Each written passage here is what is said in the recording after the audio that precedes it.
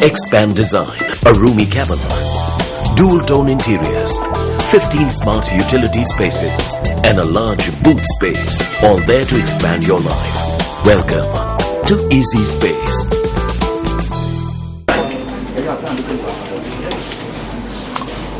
சுகாதார அமைச்சின் அதிகாரிகள் சிலர் தமது குறுகிய நோக்கங்களுக்காக இந்த பிரச்சனையில் குளறுபடியை ஏற்படுத்தியுள்ளதாக தொழிற்சங்கங்கள் குற்றம் சாட்டுகின்றன.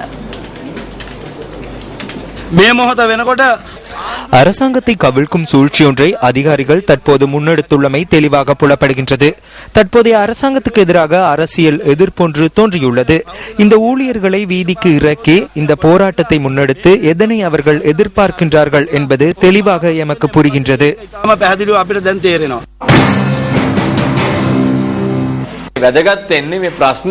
இந்த பிரச்சனைக்கு தீர்வு காண முடியும். இந்த பிரச்சனைக்கான தீர்வை வழங்கி பணி பகிஷ்கரிப்புகள் ஏற்படாத ஒரு சூழலை சுகாதாரத்துறைக்குள் உருவாக்குவது அவசியமாகும்.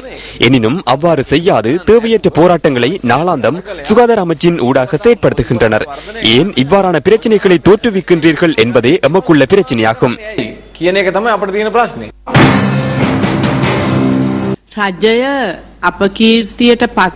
அரசாங்கத்திற்கு அபகீர்த்தியை ஏற்படுத்தும் நோக்கிலும் அரசாங்கத்தை சிரமத்திற்குள்ளாக்கும் நோக்கிலும் சுகாதாரத்துறைக்குள் ஏதேனும் ஒரு நடவடிக்கை முன்னெடுக்கப்படுகின்றது.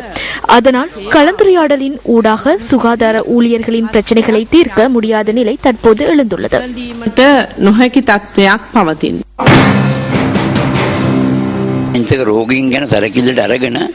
அப்பாவி நோயாளர்களை கருத்தில் கொண்டு அனைத்து சந்தர்ப்பங்களிலும் கலந்துரையாடலின் ஊடாக இந்த பிரச்சனைகளை தீர்ப்பதற்கே நாம் முயற்சித்தோம்.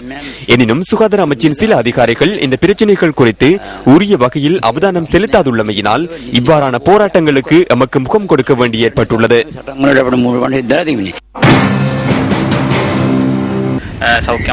சுகாதார அமைச்சுடன் தொடர்புடைய எமக்கு தெரிந்த ஒருவர் உள்ளார். அவர் அரச வைத்திய அதிகாரிகள் சங்கத்தின் தற்போதைய பிரச்சனைகளில் தலையீடு செய்யும் சந்தர்ப்பங்கள் உள்ளன.